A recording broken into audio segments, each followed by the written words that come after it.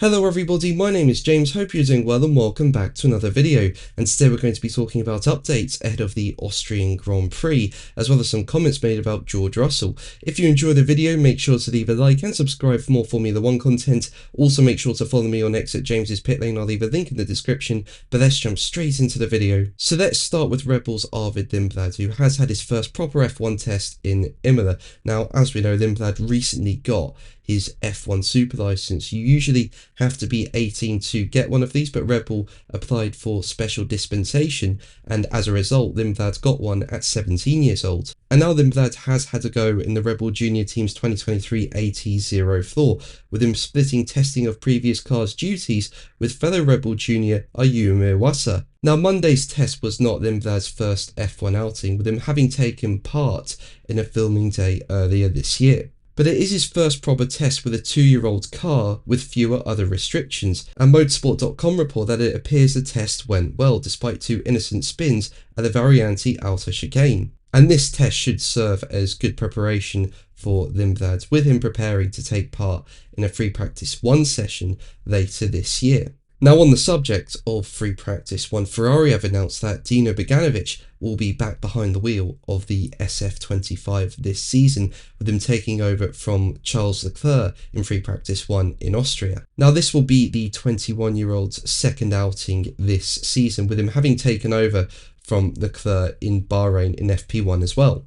And the change in Austria means Ferrari will have satisfied half of its mandated 4 rookie FP1 sessions for the current campaign, with the final 2 needing to be in Lewis Hamilton's car. And in addition to Ferrari, McLaren have also announced that Alex Dunn will take over from Lando Norris in FP1 in Austria. Now, Dunn has been part of McLaren's junior program since 2024, and he currently leads the Formula 2 World Championship. And speaking about the opportunity to drive an FP1, Dunn said, "It's an amazing opportunity to be able to drive an FP1 in Austria.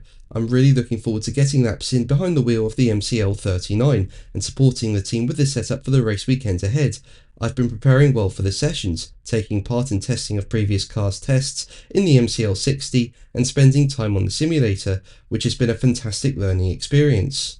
So Norris will be sitting out FP1 in Austria, and Norris really does need a good weekend in Austria, considering that Canada was just a complete disaster. Yes, the McLaren just wasn't competitive for victory in that race, but Norris ended up going into the back of Piastri, and Norris ended up retiring from the Grand Prix as a result, and is now 22 points behind Piastri in the standings. So yeah, Norris does need a good weekend in Austria. As for Piastri, he finished 4th in Canada, but as I said, he extends his championship lead.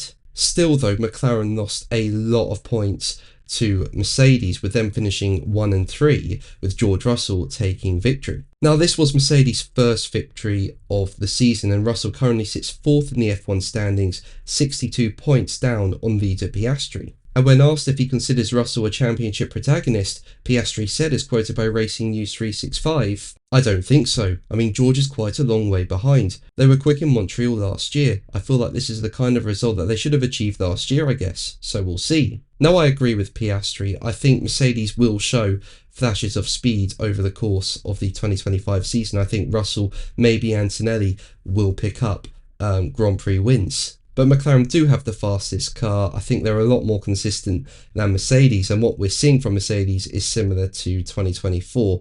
They'll have a few bad Grand Prix and have a few good ones, and they're just not consistent enough. And as I say, I think McLaren will continue to be consistent, and what happened in Canada was just a one-off weekend. But that's going to be the video from me today. Thank you ever so much for watching. Make sure to like and subscribe for more videos, and until the next one, take care. Bye.